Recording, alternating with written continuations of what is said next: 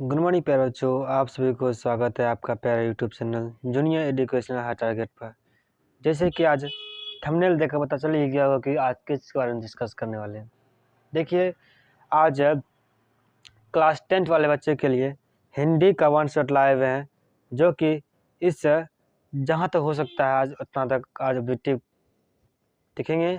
Previous year question जो PYQ series जो कि कब कौन क्वेश्चन पूछा गया है उसे डिस्कस करेंगे, ठीक। और हिंदी की डिस्कस करेंगे। देखिए, हिंदी आप देख ही रहे होंगे, हिंदी चल रहा है, ठीक, हिंदी चल रहा है। और देखिए, आप जरूर अंत जरूर देखिएगा, ठीक। गद्य खंड चल रहा है, गद्य खंड क्या चल रहा है? गद्य खंड चल रहा है। चलिए स्टार्ट करते हैं वीडियो को। चैप्टर पहला है क्या? श्रम विभाजन और जाति प्रथा। मतलब श्रम विभाजन और जाति प्रथा, इसका लेखक कौन है? तो भीमराव अम्बेडकर। जितनी भी कहानी है, जितनी भी जितना चीज़ है, सबके लेखक का नाम याद रखना है, क्योंकि लेखक का नाम से ही 4 से 5 नंबर या 3 से 4 नंबर पक्का हो जाते हैं।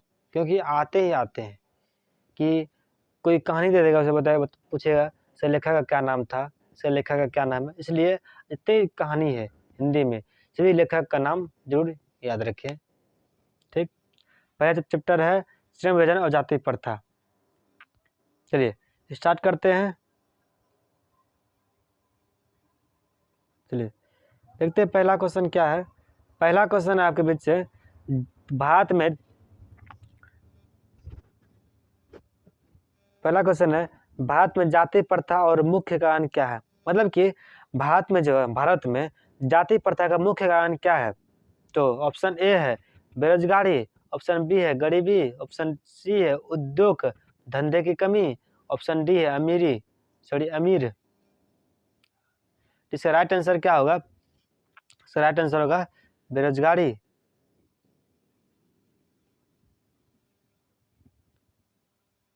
सॉरी, राइट आंसर होगा बेरोजगारी से। जाति प्रथा का मुख्य कमी क्या है? बेरोजगारी से होती है, ठीक। जो कि देखिए ये क्वेश्चन 2021 में पूछा गया है, ठीक। सेकेंड क्वेश्चन आगे बीच कि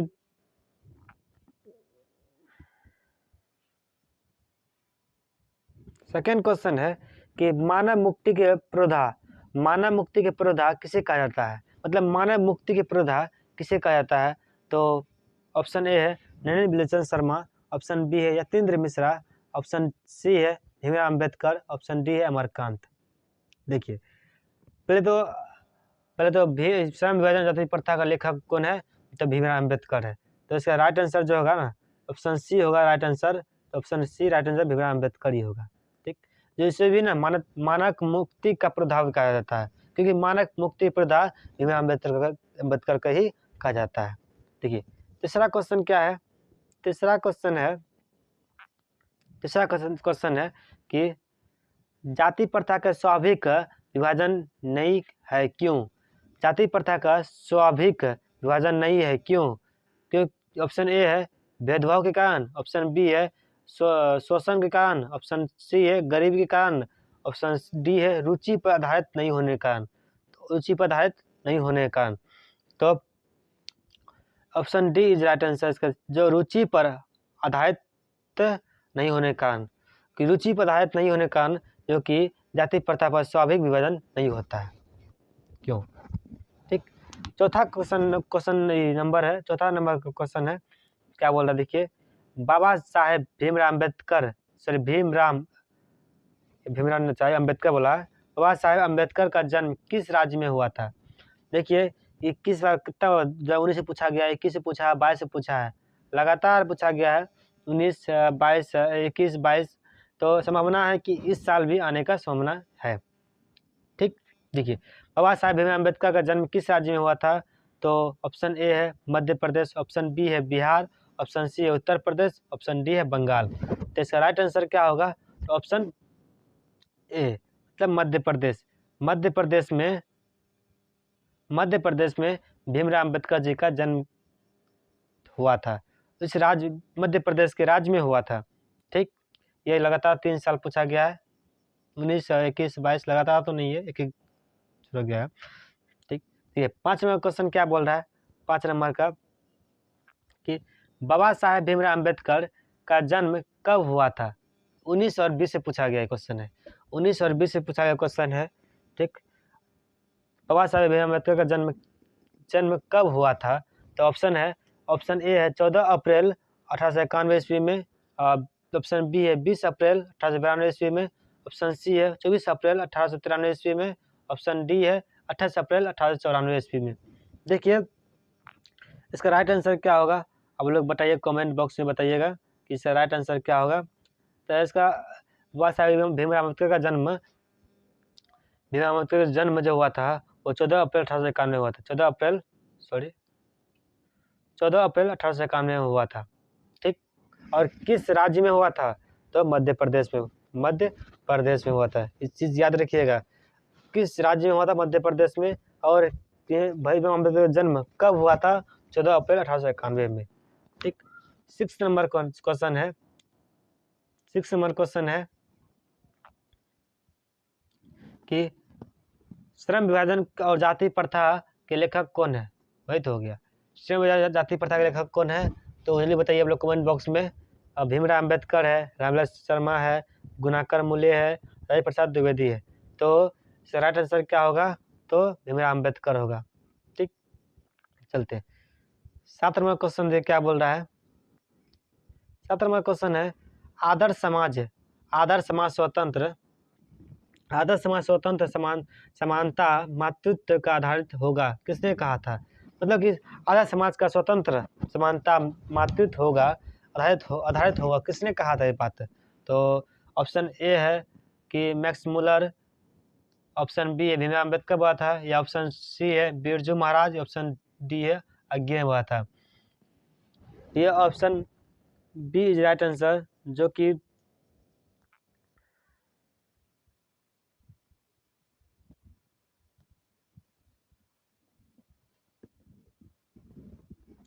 option B is right answer, Bhimrao Ambedkar ने बोला था। ठीक, और 8 में क्वेश्चन देखिए क्या बोल रहा है, भारत में बेरोजगार का मुख्य कारण क्या है। भारत में बेरोजगार का मुख्य कारण क्या है। तो ऑप्शन ए है जाति प्रथा, ऑप्शन बी है दहेज प्रथा, ऑप्शन सी है शिक्षा, ऑप्शन डी है भ्रष्टाचार। तो बताइए इसका राइट आंसर क्या होगा। तो इसका राइट आंसर होगा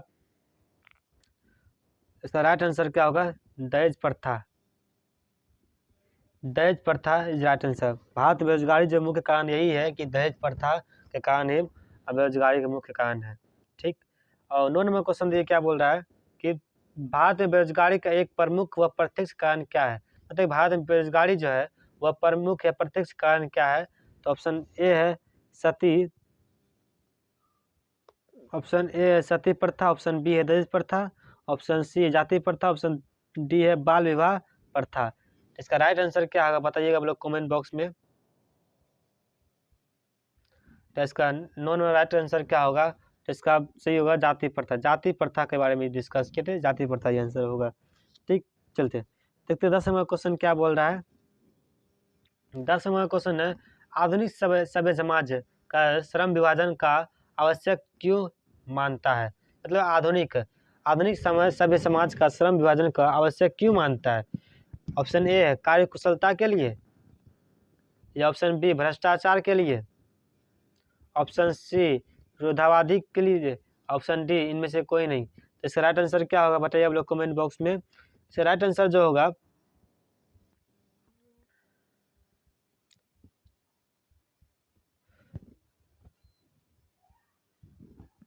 दस में राइट आंसर क्या होगा। 10 का राइट आंसर क्या होगा, 10 का जो है राइट आंसर होगा ए नंबर, कार्यकुशलता के लिए।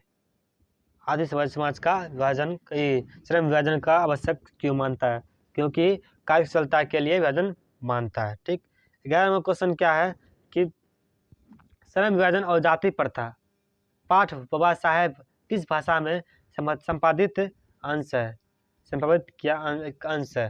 तो option A the caste in India the mechanism, option B है mechanism and development, option C है annihilation of caste, option D है हु आर शुद्राज। तो इसका राइट आंसर क्या होगा? तो option is C annihilation of caste is right answer. ठीक,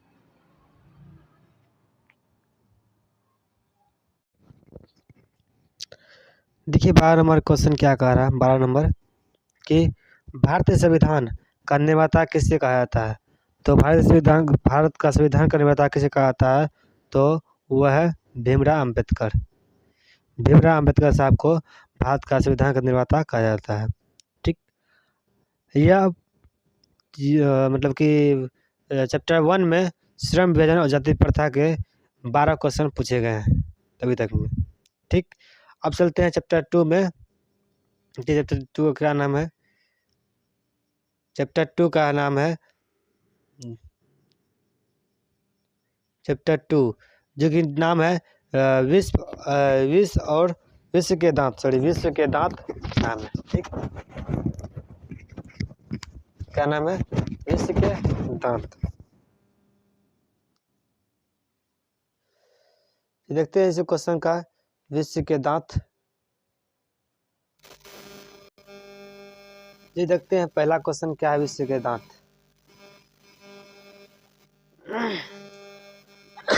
sorry जी, विश्व के दांत से पहला क्वेश्चन है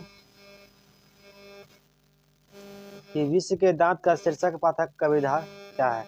मतलब विश्व के दांत का शीर्षक जो है, पाठ है जो है, वह विधा कौन सा विधा है? कि निबंध है, कि कहानी है, कि रेखाचित्र है, कि डायरी है? तो इसका राइट आंसर क्या होगा? तो यह एक प्रकार कहानी है, एक कहानी है। ठीक, विश्व के दांत शीर्षक पाठ का विधा जो है वह एक कहानी है। ठीक, और सेकंड क्वेश्चन है मदन के लिए क्या खाना मामूली बात थी? मदन के लिए क्या खाना मामूली बात थी? तो इसका राइट आंसर क्या होगा? इसका राइट आंसर सी होगा, मार खाना मामूली बात थी। क्या कहानी तो सुने ही होगे कि मदन के मार खाना ही मामूली बात थी क्या? और क्वेश्चन 3 क्या बोल रहा है? नलिनी विलोचन शर्मा द्वारा लिखित कहानी निम्न में से कौन है? मतलब कि नलिनी विलोचन शर्मा जो है एक प्रकार का ये कहानीकार है। यह कौन सी कहानी को लिखा है उसे बारे में बताना है आपको। मछली लिखा है, या विश्व के दांत, या अक्षरों की कहानी, या भारतीय लिपि की कहानी लिखा हुआ है। इसका राइट आंसर क्या होगा? विश्व के दांत है। विश्व के दांत का कहानी जो लिखा हुआ है वह नलिनी विलोचन शर्मा ने लिखा है। ठीक, बार बोल रहे हैं हम कि जितने भी कहानी है, जितने भी कथाकार है, सभी कहानी शीर्षक का नाम जरूर याद कर लीजिए, क्योंकि उससे 3 से 4 नंबर उससे फिक्स हो जाएगा। ठीक, चलिए आगे बढ़ते हैं। 4 नंबर क्वेश्चन क्या बोला देखिए। 4 नंबर क्वेश्चन क्या है कि विश्व के दांत की कहानी का रचयिता कौन है? रचयिता मतलब कि लेखक कौन है? विश्व के दांत की कहानी के लेखक कौन है? तो कौन है? तो नलिनी विलोचन शर्मा है। कौन है? नलिनी विलोचन शर्मा। ठीक, और देखिए 5 नंबर क्वेश्चन क्या है? सीमा, रजनी, आलो, सैफाली, आरती और पोलो किसकी बहनें थी? मतलब कि सीमा, रजनी, आलो, सैफाली, आरती और पोलो किसी कहानी थी, किसकी बहनें थी? तो किसी थे, तो किसकी बहन थी? तो यह खोखा की बहन थी। खोखा की बहन थी। ठीक, खोखा को दांत किसने तोड़ा था? खोखा का दांत किसने तोड़ा था? तो बताइए, मदन ने, या मदन के दोस्त ने, और क्या देखिए ऑप्शन, मदन के दोस्त ने, या सेन साहब ने, या गिरधर ने? इसे दांत किसने तोड़ा था? तो मदन तोड़ा था। Madan is right answer. 7 number है कि नलिनी विलोचन शर्मा का जन्म -10 ईस्वी में हुआ था। मतलब किस ईस्वी में नलिनी विलोचन शर्मा का जन्म हुआ था? तो 1914 में, 1915 में, 1916 में, 17 में? किस में हुआ था ये बताइए आप लोग कमेंट बॉक्स में। तो ऑप्शन सी, मतलब कि 1916 में उसका जन्म हुआ था। और जितने भी कहानी लिखा गया उसे लेखक का नाम और प्लस कुछ का आप उसका जन्म तिथि भी याद कर लीजिएगा। क्योंकि जब भी पूछा जाता है कि किसी नाम दे देगा, पूछेगा इसका जन्म कब हुआ था, इसलिए किसी जगह थोड़ा सा ध्यान रख दीजिएगा। ठीक, ये देखते हैं 8वां क्वेश्चन क्या है।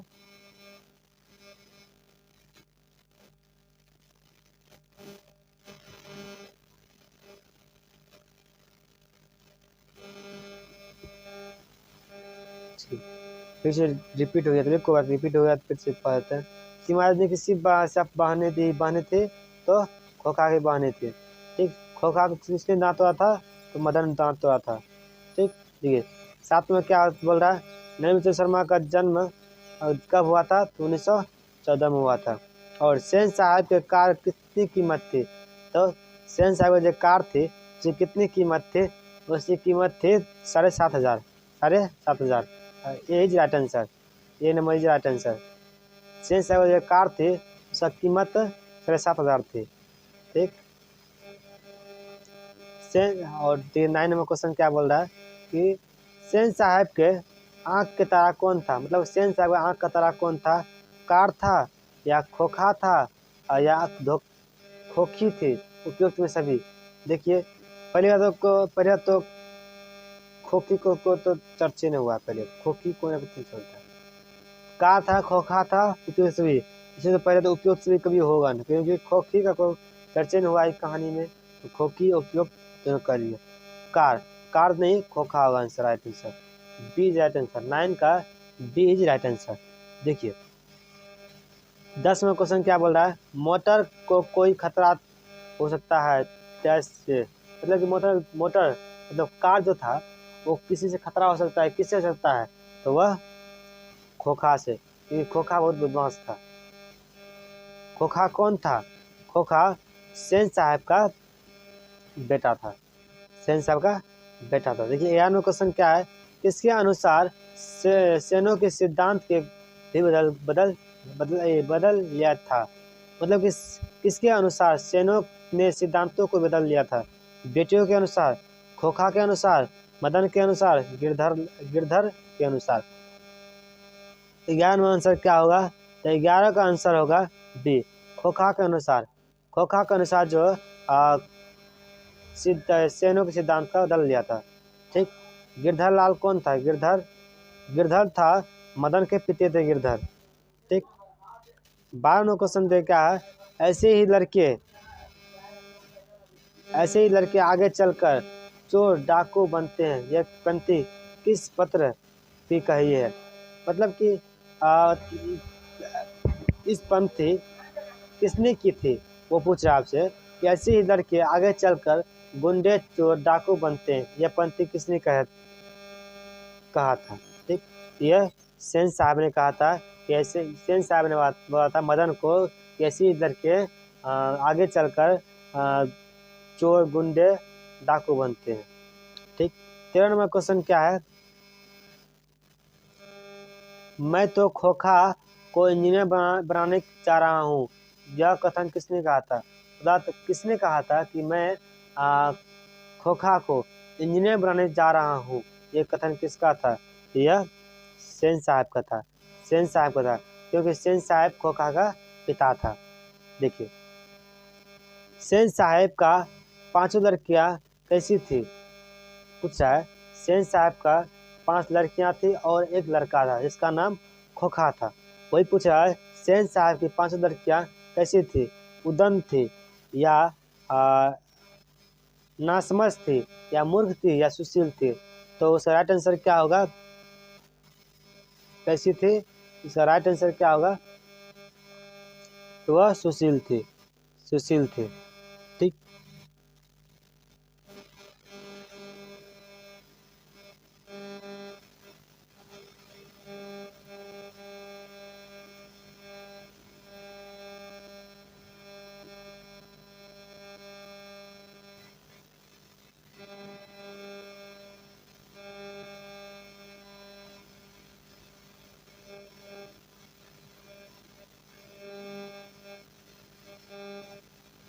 ये दोबारा रिपीट हो गई है, इसलिए कोई दिक्कत नहीं है, स्पीड इसको पढ़ लेते हैं स्पीड में। देखिए क्या बोल रहा है कि सेन साहब का कार का कीमत कितना था, 7,500 था। ठीक, सेन साहब यहाँ का किसने था, कौन था? खोखा था। ठीक, मोटर को कोई खतरा हो सकता है, किससे हो जाता है? तो खोखा से। ठीक, किसके अनुसार से सिद्धांत बदल गया था? खोखा के अनुसार से। ठीक, ऐसे ही लड़के आगे चलकर गुंडे चोर डाकू बनते हैं। यह पंथी किसकी थी? तो सेन साहब की थी, सेन साहब के थे। यह तो खोखा, मैं तो खोखा इंजीनियर बनना चाह रहा हूँ, ये कहते किसकी थे? तो सेन साहब के थे। ठीक, और सेन साहब की 5 लड़कियां कैसी थी? तो सुशील थे। कैसी थी? सुशील थी। चलिए आओ आते हैं चैप्टर 3 में। चैप्टर 3 क्या नाम है? नाखून क्यों बढ़ते हैं? नाखून क्यों बढ़ते हैं, ये किसने पूछा था और किससे पूछा था? एक लड़की थी, वो अपने पिताजी से पूछता है कि नाखून क्यों बढ़ते हैं। बोला पिताजी पिताजी बताइए नाखून क्यों बढ़ता है। उसी का नाम रख दिया चैप्टर का नाम। चैप्टर 3 का नाम है नाखून क्यों बढ़ते हैं। चलिए एक तो ऑब्जेक्टिव देखते हैं कि ऑब्जेक्टिव में क्या है। पहला ऑब्जेक्टिव है, पुराने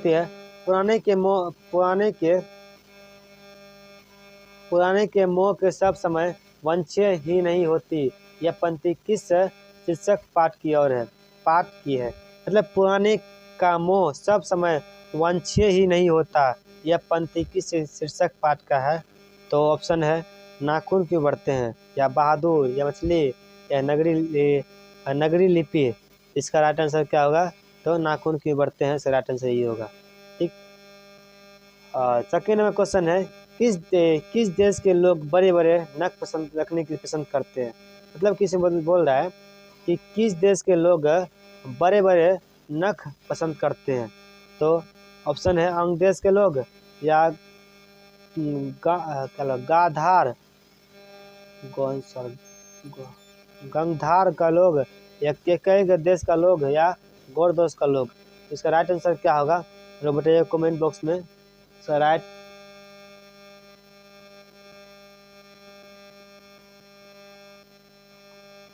बताइए लोग कमेंट बॉक्स में राइट आंसर क्या होगा कि किस देश का लोग नाखून रखना पसंद करते हैं। तो इसका राइट आंसर होगा गौर देश का लोग। गौर देश का लोग जो नाखून बड़े रखना पसंद करते हैं। तीसरा क्वेश्चन है, अनामदास का पोथा उपन्यास किस लेखक कृति है? मतलब अनामदास पोथा जो है उपन्यास किस लेखक की कृति है? तो हजारी प्रसाद द्विवेदी का, यतीन्द्र मिश्रा का, अमरकांत का, या महात्मा गांधी का। राइट आंसर क्या होगा? हजारी प्रसाद द्विवेदी। हजारी प्रसाद द्विवेदी का है। ठीक, चलिए 4 नंबर क्वेश्चन क्या देखिए। 4 नंबर क्वेश्चन, हजारी प्रसाद द्विवेदी का निर्जल्य अपराधी किसे कहा गया था? तो डकैत को, चोर को, हत्यारों को, या नाखून को। इसका राइट आंसर क्या होगा? नाखून को। ठीक, किसने कहा था कि सब पुराने अच्छे नहीं होते, सब नए खराब नहीं होते? तो यह किसने बताया? हजारी प्रसाद द्विवेदी साहब ने बताया था कि सब, किसने कहा? सब पुराने अच्छे नहीं होते, सब नए खराब नहीं होते। हजारी प्रसाद द्विवेदी ने कहा था। ठीक, 6 नंबर क्वेश्चन क्या देखिए, धजिची की हड्डी के से क्या बनता है? धजिची की हड्डी को क्या बनता है? तो धजिची की हड्डी से क्या बनता है? तो इंद्र का ब्रज बनता है। इंद्र का ब्रज बनता है। द्विवेदी से किसने पूछा था नाखून क्यों बढ़ते हैं? तो लड़की ने पूछा था कि नाखून क्यों बढ़ते हैं। ठीक, ललित निबंध है। ललित निबंध क्या है? तो नाखून क्यों बढ़ते हैं, ये ललित निबंध है। ठीक, 9 नंबर क्वेश्चन क्या देखिए, हजारी प्रसाद द्विवेदी द्वारा रचित पाठ है। तो हजारी प्रसाद द्विवेदी द्वारा रचित पाठ है, वह कौन सा पाठ लिखा हुआ है? जिसको वह राइट आंसर क्या होगा? नाखून क्यों बढ़ते हैं। ठीक, नाखून प्रतीक है। नाखून क्या इसका प्रतीक है? नाखून क्या इसका प्रतीक है? पाशवृत्ति का नाखून प्रतीक है। ठीक, 11 नंबर क्वेश्चन है, लेखक के अनुसार मनुष्य के नाखून किसके जीवंत प्रतीक है। तो मनुष्यता को, सभ्यता को, पाशवृत्ति की या सिद्धार्थ की। इसका राइट आंसर क्या होगा? इसका राइट आंसर होगा आपका सी, पाशवृत्ति की। पाशवृत्ति के अनुसार मनुष्य के नाखून किसके प्रतीक होती है? ठीक। हरिहर प्रसाद द्विवेदी का जन्म कब हुआ था? हरिहर प्रसाद 12वां क्वेश्चन है। हरिहर प्रसाद द्विवेदी का जन्म कब हुआ था? तो 1907 में हुआ था। 1907 में हुआ था। ठीक। और 13वां क्वेश्चन है, सहजात वृत्तियों किसे कहते हैं? सहजात वृत्तियों किसे कहते हैं? अस्त्र की, ऑप्शन है अस्त्र की, संचय की, या अनजान स्मृतियों की, या स्व के बंधन की, या उपयुक्त सभी। इसका राइट आंसर क्या होगा? राइट आंसर होगा डी, मतलब अनजान स्मृतियों को सहजात वृत्तियों कहा जाता है।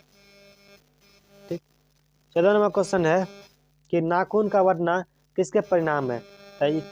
इच्छा का, मनुष्य, अंध, सहजात वृत्ति का, सफलता का, असफलता का।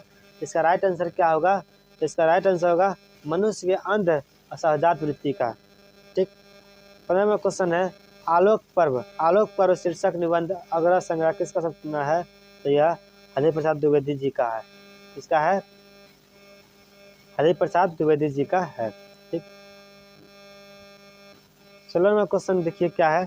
16वां क्वेश्चन है कि आदमी का नाखून क्यों बढ़ता है? यह प्रश्न किसके लेखक के किसने पूछा था? तो छोटी लड़की ने पूछा था कि ये प्रश्न पूछा था कि लेखक से नाखून क्यों बढ़ते हैं।